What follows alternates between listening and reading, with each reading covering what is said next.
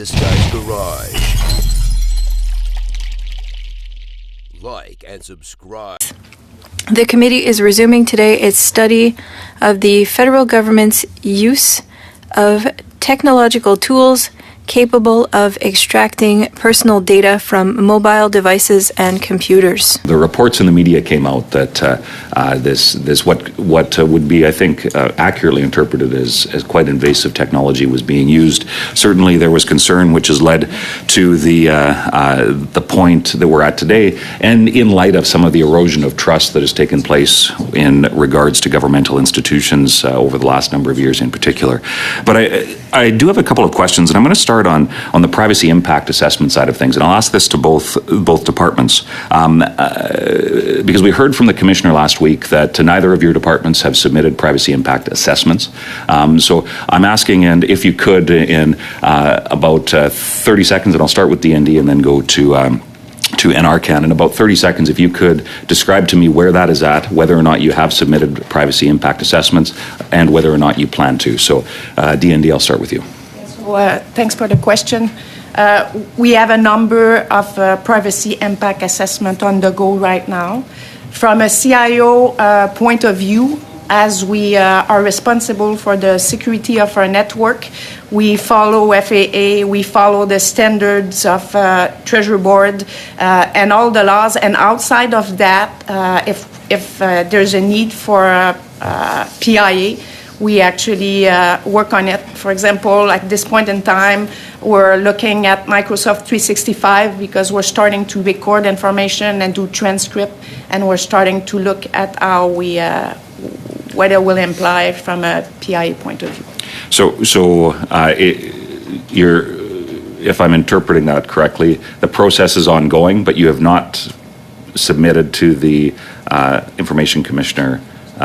You've not submitted a PIA regarding observation of devices. So currently, a number of them in the department are ongoing. Okay, and NRCan.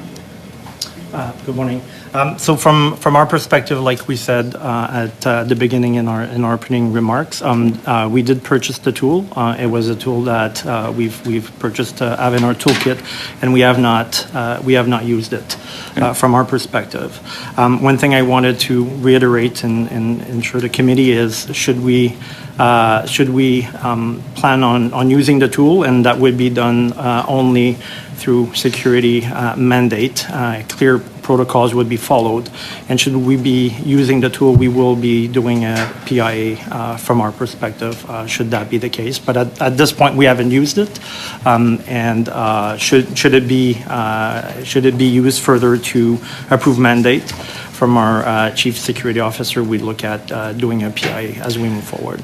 So I appreciate that, and I think that one of the concerns we've heard is a little bit of a disconnect. We had the commissioner last week talk about how he's happy to work with departments and agencies, yet having not received PIAs, and especially in light of hearing that NRCan has procured software that would be capable of doing this. Certainly, I would hope that PIA process is ongoing and even could be done prior to the procurement of such software. So when it comes to the tools capable generally of extracting personal information, has and I'll start with NRCan, has your department used a tool like that in the past? Well, from an NRCan perspective, we have tools and we have to monitor our system and so forth from that perspective, and we ensure that we are respective and we support the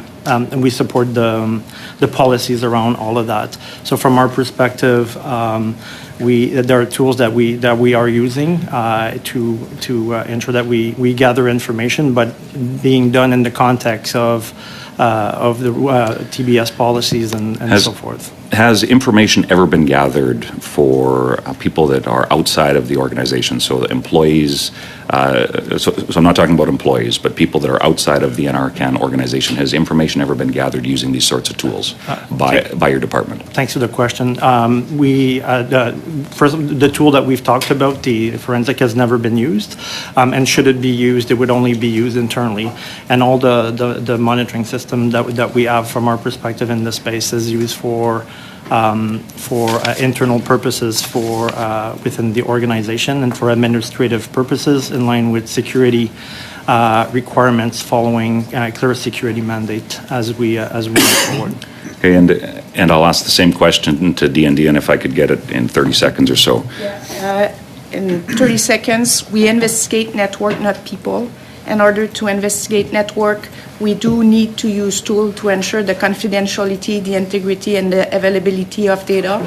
That's following the FAA, the Treasury Board standard, and the Privacy Act. Okay, and has it ever been used on anybody outside of the DND or Canadian Armed Forces? It's used to monitor our network, only our network. Okay, thank you. And I guess this is unsolicited advice, but I would hope that, especially in light of some of the media reports that have come out on this, I would hope that there's a more proactive approach across departments and governments. The Information Commissioner wants to work with departments, and rebuilding some of that trust that's been lost is certainly something I would encourage all those who are, and I'll probably say it again, let's work hard to make sure that we can rebuild that trust that needs to be had with Canadians. Thank you. Have you ever had any dealings with Canadian Joint Operation Command? Yes, I do work with Canadian Joint Operations Command regularly. How closely? Very closely. Would you have worked with them at a time when they were surveilling Black Lives Matter back in 2021? No, I have no knowledge of that. Okay. Again, because when I talk about trust and the importance for Canadians watching to know the difference about who's mandated to do what, I found that quite shocking, quite frankly, that the Canadian military had a file on BLM that they said that they were, surveilling local context for operations in Canada, and that in the file they had deemed them hostile foreign actors. As somebody who's been to many of those rallies and been involved in that work, I can't help to think that maybe at some point I was surveilled in that way. So, if you're familiar with their operations, what technology would they have been using to track the movements of a protest organization or protests across the country? Yeah, I'm afraid that would be beyond my remit. I don't know the answer to your question. Okay. I want to start by looking at first principles. And this study essentially arose after a report by the CBC late in the fall that the Government of Canada and various departments, two that are before the committee today, had used software and hardware to spy not only on the Federal Public Service, but on Canadians. So we found out about this particular incident probably years after the fact. And the information was obtained through an ATIP by a professor at York University, an expert in privacy, who had some concerns about the ability of government officials to spy on employees and Canadians. He received information regarding the contracts. There were two contracts to both of your departments that he was reviewing. Radio Canada received these contracts, and Radio Canada reached out to both departments for an explanation as to your use of this spyware. So I want to lay the ground rules out because I think it's important for the first question I will pose, and this will be to National Resources. There appears to be a little bit of a disconnect, and I want you to help explain this particular issue. So Radio Canada reaches out to your department, I don't know who in particular. Your department confirms that you have the software, you have the hardware, but you have not provided the PIAs in relation to that. So that's one issue. Then I see in a report by the CBC following the appearance of the Privacy Commissioner, this was a report dated February the 2nd, that National Resources Canada told the commissioner after his appearance, I would imagine, that it bought the data extraction tools but never used them. So why then would you tell Radio Canada you had this but you've never used PIAs, and then conversely telling the commissioner, I have the tools, we've never used them? So do you see a bit of a disconnect there? Thanks for the question. I will, hopefully I understand the question. So from our perspective, maybe I'll state the facts as I know them, and hopefully that will address your understanding. So we have purchased the tool and we have it, and from my understanding, we've had it since 2018. And the tool has been available to us, but has never been used. So right now, we don't have anyone in the department that can use it. And if we were to feel that based on a security situation, and we would need to use a tool like this based on clear mandate, then from there we would automatically turn around, go to and fill in a PIA to ensure that we're doing things the right way. So from our perspective, we've never used it, and if we were to use it, given the need from a security perspective, we would automatically do a PIA. So. Okay. Clearly, your department over the years has had probably instances of employee misconduct. Fair to say, over the years? I would say I cannot speak for what it for the time. Can either of you speak to that issue? I think it's fair to say yes. Yes. And in the course of those investigations, did you ever use software and hardware similar to the one that we're talking about today? It's possible, but it's not necessary. You don't need necessarily to have the tools. The tools help enhance our ability, but it could be done manually. Okay. Right? So, and when you used other tools, did you file a PIA? not to my knowledge, but within the constraint, within the framework on privacy impact assessment, departments have the ability to work within what is called personal information banks. Those are predetermined type of information that we would want to access as a department to our employees. It is my understanding that when we work within that set of information, we are within our mandate. And you understand there's a directive by the Treasury Board Correct. that PIAs need to be adopted across the board? Across the board, on the programs. Yes. Correct. You are aware of that? And then Arcana has that. Thank you, and I'm out of time. Thank you, Chair.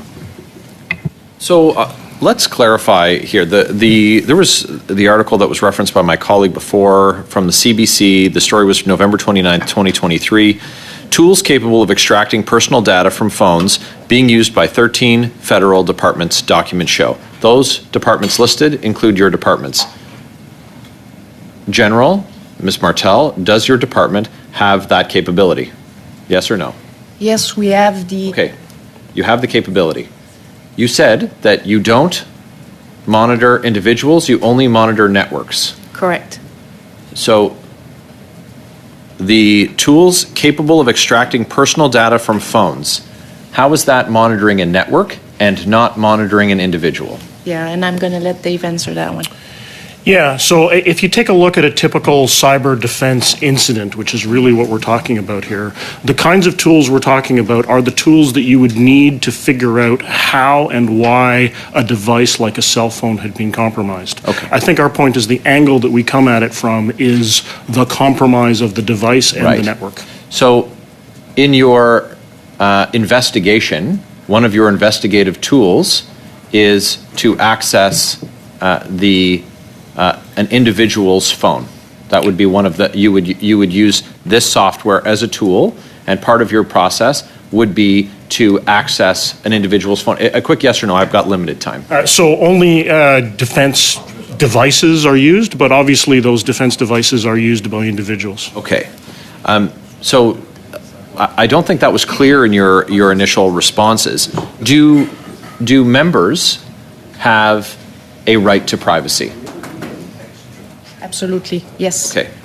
And have you used this capability on members' phones? Their personal phones? No. On phones assigned to members? Yes. Are members allowed to log into personal cloud-based accounts on issued phones? Yes. They're not supposed to, but some do. Okay. So it's a violation of their employment agreement or their terms of employment to do that? So the government... general said yes and you said no. Yeah, so no. There's obviously a disagreement even at the table, and I would expect that if you surveyed members that they might have differing ideas if Yeah. we're not even sure at this level. Well, I'm going to explain myself. So when we, as I said earlier, when we get an account on the network, to reach the account, you need to sign to say that you'll only use that device to do government Sure. work. Now, will people... So to do government work on these phones, people use messaging applications. Those messaging applications are usually the same application they use on their personal device, which would give you access to their personal information on their device. Did you get a PIA before you first used this technology? Before we first use, what we are doing with PIA is we're making sure that we follow the FAA and the Treasury Board standards. Did you complete the process prior to first using it? We completed the process that needed to be completed based on government policies and standard to do our business, which is network security. So you don't believe that you need to do a PIA before using it? No, what I'm saying is... Well, so the question is very clear, ma'am. Did you or did you not complete a PIA before first using this tool? You did or you didn't? I'm not sure, to be honest with you.